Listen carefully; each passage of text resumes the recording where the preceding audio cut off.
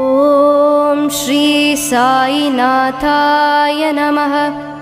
ॐ लक्ष्मीनारायणाय नमः। ॐ कृष्णरामशिवमारुद्यादिरूपाय नमः।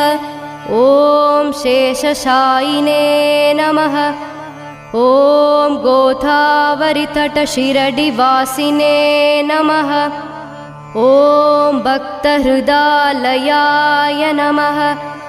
ॐ सर्वहृन्निलयाय नमः। ॐ भूतावासाय नमः। ॐ भूतभविष्यद्भाववर्जिताय नमः। ॐ कालाधीताय नमः। ॐ कालाय नमः। ॐ कालकालाय नमः।